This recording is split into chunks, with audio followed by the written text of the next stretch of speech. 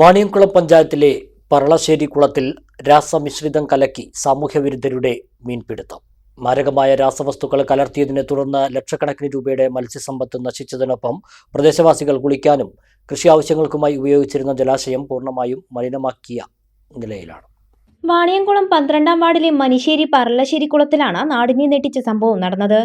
കഴിഞ്ഞ കുറച്ച് ദിവസങ്ങളിലായി കുളത്തിൽ രാസമിശ്രിതങ്ങൾ കലക്കിയ ശേഷം മീനുകളെ പിടികൂടിയതായാണ് പരാതി.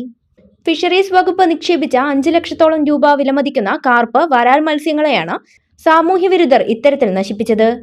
രാസവസ്തുക്കൾ കലർന്നതോടെ കുളത്തിലെ വെള്ളം കറുത്ത നിറമാവുകയും ദുർഗന്ധം വമിക്കാനും തുടങ്ങിയിട്ടുണ്ട്.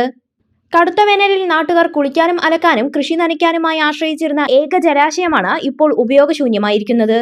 മീൻ പിടിക്കാൻ ഉപയോഗിച്ച വലകൾ കുളത്തിൽ തന്നെ ഉപേക്ഷിച്ച നിലയിലാണ്.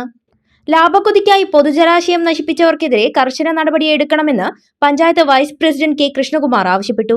2 ദിവസങ്ങളിലായി ഈ അറ്റ വേനൽക്കാലത്ത് പറളശ്ശേരി കുളം ഏതോ സാമൂഹ്യവിരുദ്ധർ മീൻ പിടിച്ചും എന്തോ കലക്കിയും മീനുകൾ ചത്തുപോകുകയും വെള്ളം കലങ്ങുകയും ചെയ്തിരിക്കുകയാണ്.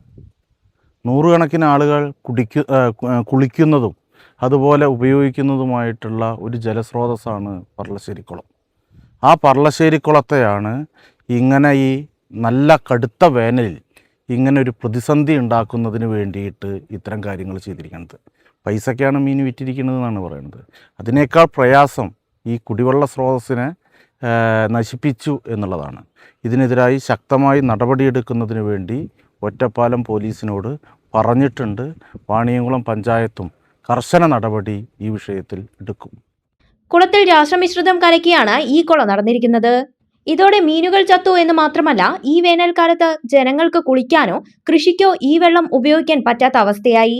സംഭവത്തിൽ പഞ്ചായത്ത് സെക്രട്ടറി ഒറ്റപ്പാലം പോലീസിൽ പരാതി നൽകിയിട്ടുണ്ട്.